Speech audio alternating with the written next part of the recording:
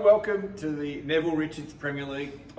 Matty Milne, Mark Hayes, cannot believe we're back here. Cheers. Hello Hazy, thank you. Welcome to a new season. Yeah, cheers to our frothies on a Monday morning for Premier League recap. I don't drink during the week now, Hazy, so this is a bit of a treat for myself. And looked like you've done it before. Yeah, tastes good. But anyway, it's going to be a good season. First round started up and we're good to go. Now, look, we started on Saturday with, well, first of all, we need to talk about people getting to view the website, and I think maybe we talk a bit about that later on. Yep. If you haven't got your log on from last year and you haven't got your email yet, we'll rectify that very soon. Basically, you'll get something from the Premier League people themselves. Yes, yeah, there was a bulk invitation sent out to members on Friday afternoon, but there's been a technical issue there, so we've been on to Tony and that at Golf Premier League to sort of try and rectify what's happened. So just be patient there, but as Mark said, if you were a participant last year, you'll be able to sign in using your details from last year, which I have noticed a few members have done that over the weekend. So just be patient. Hopefully we get something out today for you. Main thing is it's not Matty's fault, so don't give him the gears. All right, so on Saturday we started with a day that's really one of those days that really tests the power of Premier League, because there were a few softies who deleted their name from the timesheet, shall we say. There was. Saying that though, it was a good turnout. We ended up having... We've got 96 players, and I think we ended up having 78 participants. So it was good. All teams had the required minimum of 6. I think our lowest teams was the Peakers, only had 8, but the Crusaders had 12, and all the other teams were sort of 9, 10, 11. So we still had a good turnout from everybody, which was great on a day where it was 15 degrees, and then they were talking rain most of the day. So morning golfers definitely got the best of it. Yeah. In the afternoon, copped a bit of rain sort of late in the day. So all right, so let's get into it. From the top of the batting order, it was the Hookers, who were pretty hot to start last year as well, and they took care of the Bullies pretty comfortably. They did. It was Hood Road Hookers 207. They defeated the Bullies 189. Just with this year's format, it's 6 scores. So 6 scores down the line there, 6 best Stableford. And although we played stroke on Saturday, those scores get converted to Stableford. So for the Hookers, we had... Before you start sledging people, what do you reckon a par sort of score is? Is it 634s? Like, what would that be, 204? No, well, I suppose if we go off last year, probably the average score was probably 32. Yeah, so that's 33, so 192. So I'd say somewhere in the mid 190s is going to be probably a passable score. Okay, yeah. So Hookers had 207. 207 for them, Bullies 189. For the Hookers, we had Helen Powell. First game, she only played 2 games last season, but straight out of the blocks, 39 for her. Awesome. We had Paddy Kennedy, one of our PPP players last year. He popped in with 36, Robbie Moorcroft 35, Dan Hopgood and Stu Anderson with 33, while Ian Francis and Billy Adams, 31 counted for them.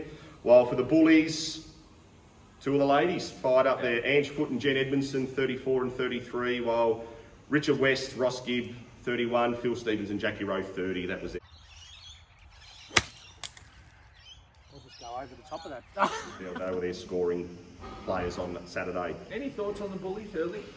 Well, it was talked about even through leading into round 1 that the Bullies will look to have a bit of an advantage there because they had 3 prime women in their team. Low handicappers should have some consistency there, and they obviously figured in the first 6 there, but it's not just relying on 3, it's going to rely on the whole team, which is what we want in Premier League, is a team effort. So the Hookers are in control. Their early morning players were out, got the score on the board with Moorcroft, Hopgood and Stewie Anderson continuing. Then Helen came in late, which was a great score for her in the afternoon. Yeah, particularly in the rain. Yeah, and that was the best score for the contest, and she played, as I said, in the difficult afternoon field. Well done, Helen. Very impressive.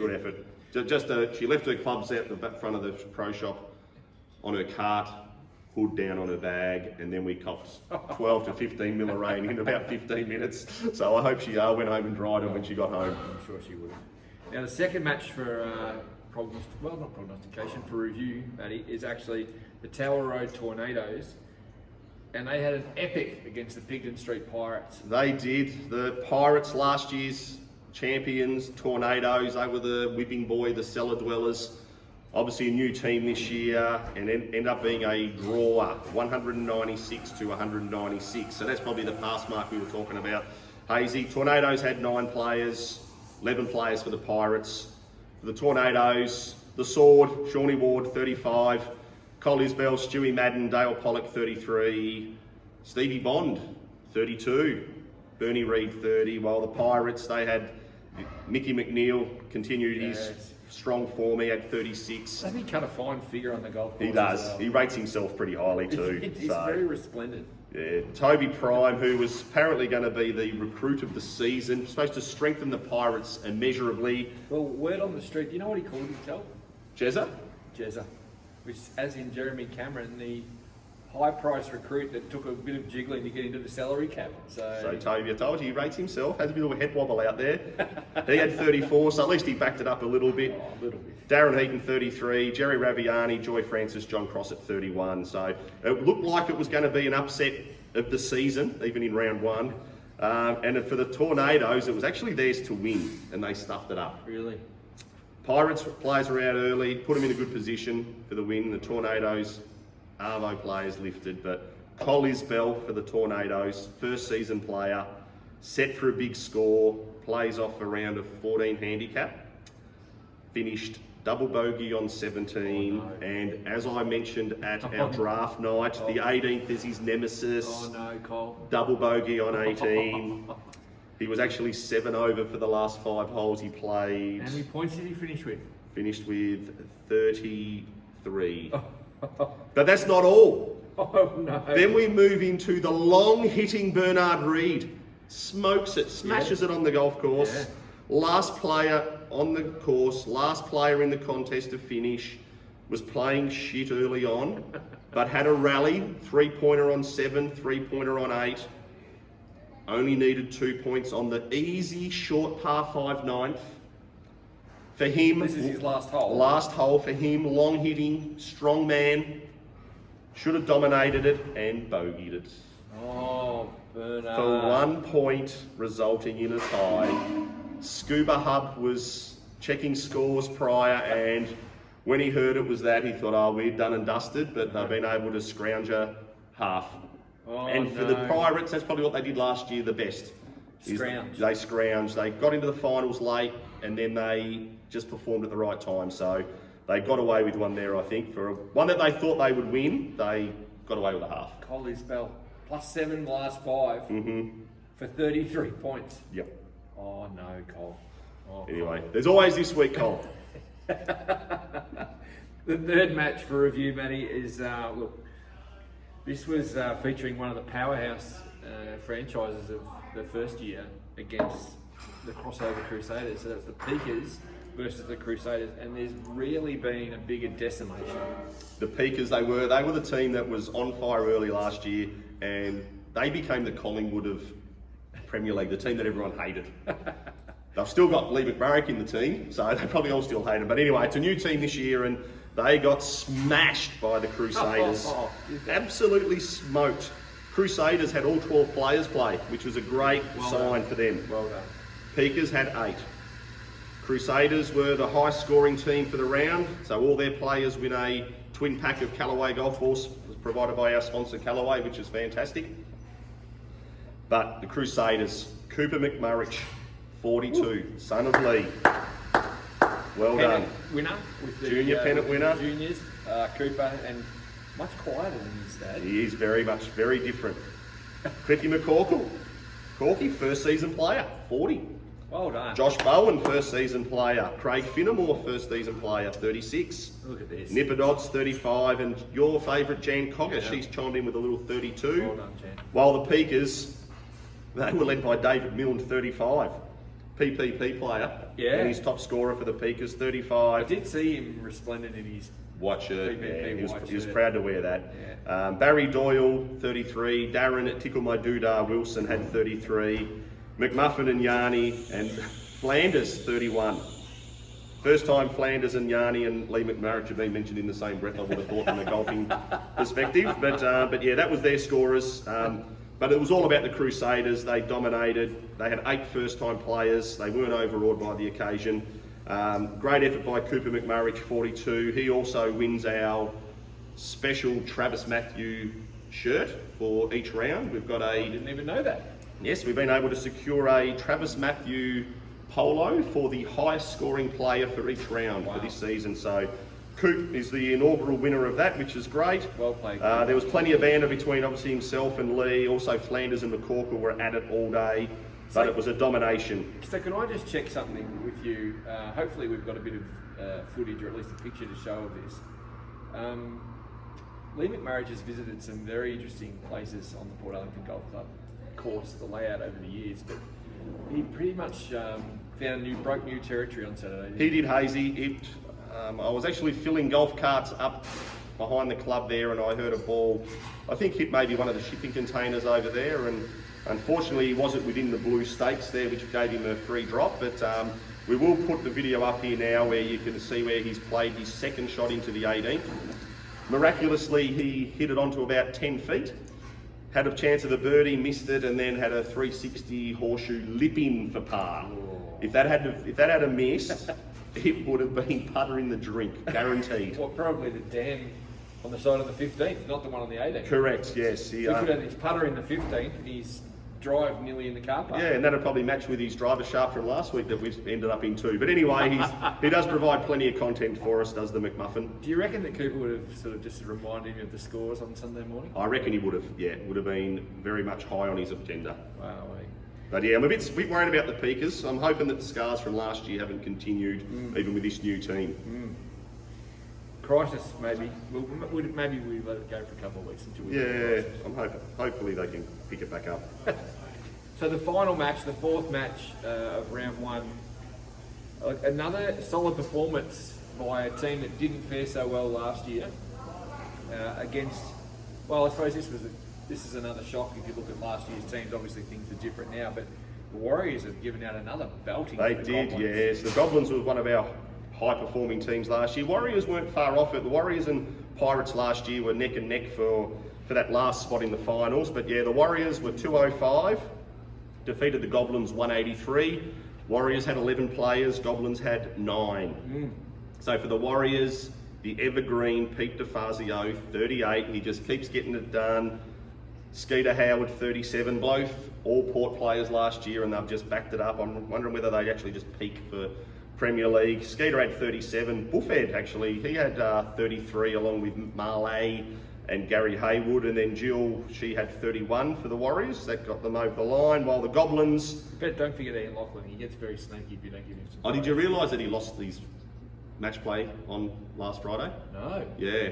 So I think did watch him walk off, finished, lost about 3 and 2, 4 and 3, straight to the putting green. Apparently putted horrible, but his score didn't count either for this week, so maybe his putting blues continued for old Lockie. But the Goblins, you had the pleasure of playing with Ian Buzz Burrell. He had 35, and I hear that it could have been a lot better there, Hazy. Well, I mean, it's all well and good to top the Goblins playing charts with 35. Still didn't play to his handicap though. No, didn't get to the handicap and just dropped an absolute truckload of points in the final 6 holes when he had a quick look at the leaderboard. Oh, really? Well, one thing we didn't mention for Cooper McMurray was that he won the main medal.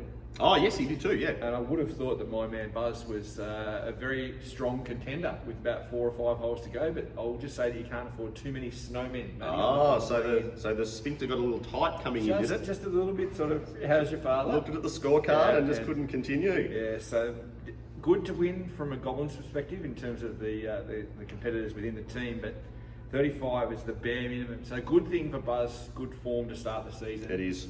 So I'll keep some powder dry. Yeah, so the other scorers for the Goblins was Pat Peacock, first season player, 32, Josh Kent, 31, Ryan Reynolds, 29, Richie Howes, Barry Benson, 28.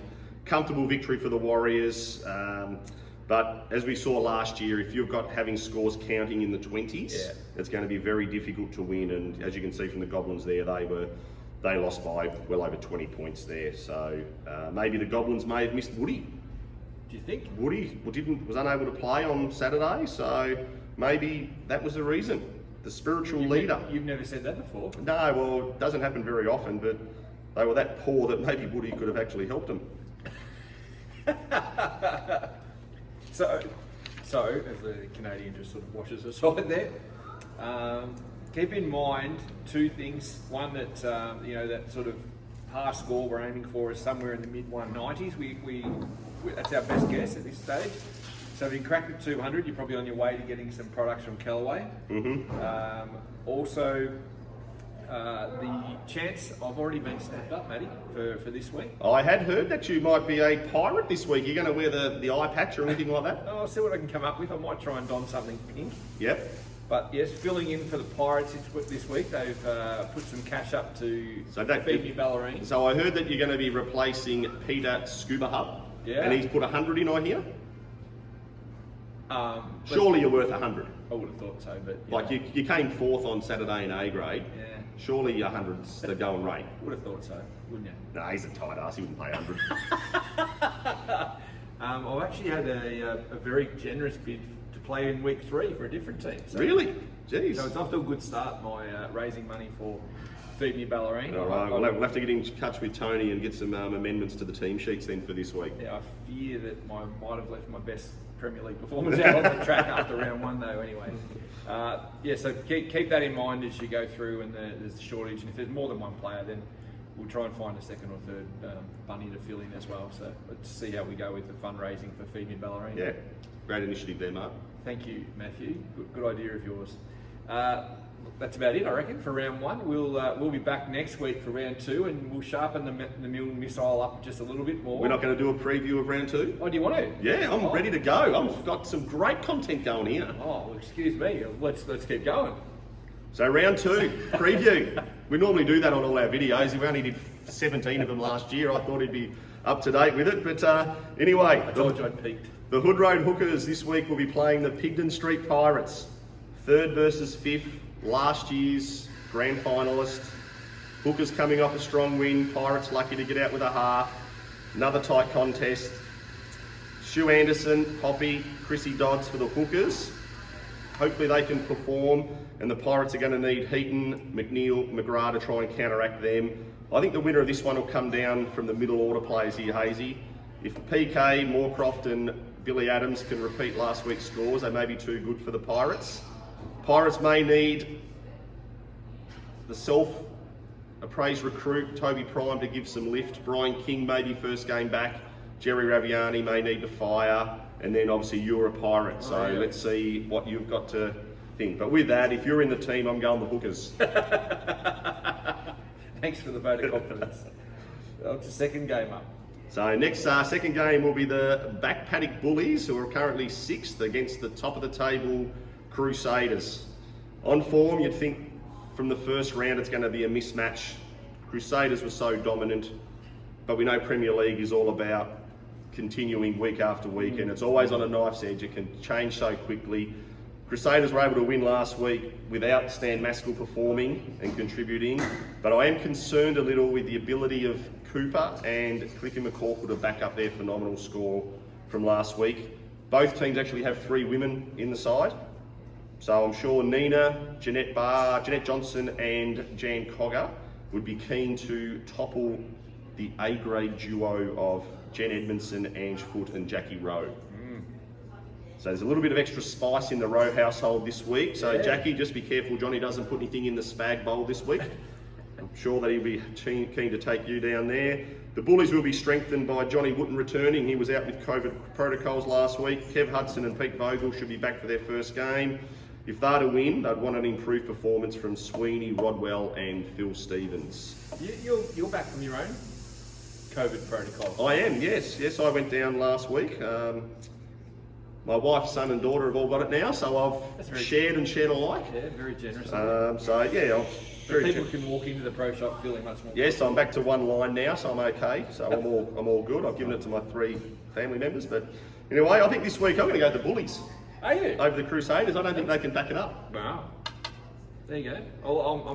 I'll change. Obviously, I'm on the Pirates because I'm playing for them, but I'm going to go the other way. I think the form can hold up. You reckon? Yeah. Let's see. If it rains, he'll probably pull out. Cooper. Next game, Tornadoes versus the Goblins. Tornadoes 4th, Goblins 7th. Intriguing contest. Supposed strength for the Tornadoes at the top against the evenness of the Goblins. Tornadoes let one slip last week. Wouldn't want that mindset to continue. As they had a lot of that last year where they were chances and they just blew it. So new team members, new results. Let's see if the culture can improve. The Tornadoes will definitely need to see some improvement.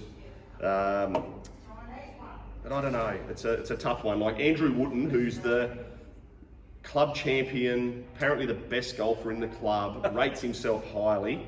He's definitely going to have to stand up. I saw a lot of red on his scorecard the other day.